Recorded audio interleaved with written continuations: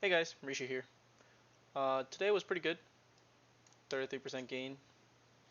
Not too shabby. The market overall seemed pretty bearish in the beginning, and then it kind of picked up. Yeah, all these ETFs really shot up. UiPath, yesterday it went down like 5%, then it shot right back up, so that's pretty good. The main thing I wanted to talk about today was Bitcoin. Bitcoin is making a run for the money. As you can see, a couple days ago, I talked about how it broke out of here and then it could possibly trace back down, right? And then bounce up. And what I was looking at before was I was looking at the 50-day EMA. And if you look at the 50-day EMA, about I think I made the video about 2 days ago talking about it, and as you can see, like it cleared the 50-day EMA, right? But where it's all about perspective, especially when you're using indicators. So you don't want to just stick with one. So if you just stick with a 50-day EMA, yeah, you can have like you can have what's it called? You can have decisions based off just following this 50-day EMA, but you won't be able to see the full picture because if you look at the past 100 days, how EMAs work is the 50-day EMA tracks the last 50 candlesticks and averages the price. So it goes from around, I don't know exactly, I don't want to count all 50, but it definitely accounts some over here, right? But if we go to the 100, it will be double the length. So the price will be more averaged out in this sense. And the exponential versus the simple, exponential gives more weight to the more recent candlesticks, while um, the SMA actually just keeps track, gives everything the same weighted average. So that's the difference between those two. Both really good indicators. But as you can see here, the 100-day EMA was what it really needed to break through. And yesterday it did, and it closed above it. And now Bitcoin's on its 8th day green. If it stays green today, it's only done this a few times in its past.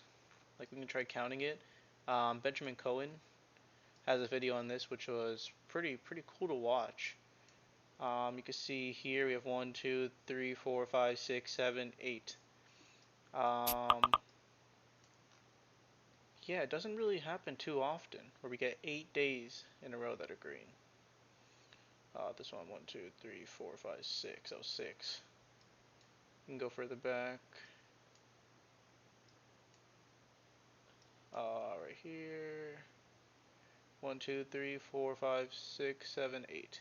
So it seems that we stop at 8. I have not seen any um, candle streaks that are 9 days green. So if we hit this 8th day, um, it could be possible that we get a pullback. And who knows, maybe by the end of the day it could shoot up to like 42,000 or something like that. And then the next day it can like pull back and hit this 100-day EMA and then find some nice solid support there and then continue moving on, which would break out of this bearish trend that Bitcoin's in and in the long term continue the bull run, which could last a couple of years. So always good whenever Bitcoin is below these EMAs, just dollar cost average. That's like the safest and smartest way to deal with all this. Because if you try timing the market on these dips, you never know if it can go below. And if you go all in like that, you just never know how much lower it can go. But if you dollar cost average every day, it'll um it'll essentially you'll be creating your own um, SMA. So you'll find your own average price. You can probably track it if you are savvy enough to create a trend line based off your purchases and your price that you buy Bitcoin. But that's the main thing I wanted to talk about today. Hopefully we can see Bitcoin close. I'll post an update video tomorrow about that. Strikecoin, just chilling. Not really paying too much attention to that. Golden Wools, I'm at $16. Production dropped another dollar for me, which is it's expected. I'm sure there'll be a burn soon, and that'll be a really good. We'll probably pump this up to like 3.5% or something like that. Probably get like $10 or $11 a day again.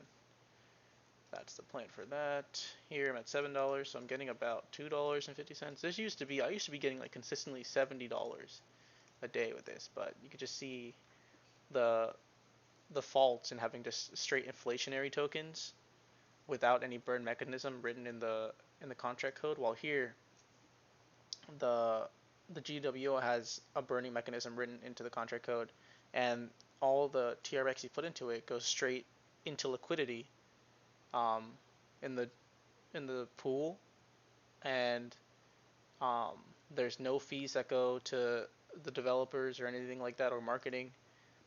Here you can like actually refer people and get 5%, but Golden Wools you're not allowed to refer. There's no referral program. So it's just strictly you put your money in, and then the more people that keep on putting it in, uh, the longer this project lasts. And by putting it in, you could just reinvest. You could put in one time and just keep on reinvesting. You can get your ROI out and then just keep on reinvesting and try to keep the ecosystem going, taking profits here and there. But it's a very good farm. The developer, I've talked to him a couple times on Telegram, and yeah, overall, flat day, but a good day as long as they're not red. That's all that matters.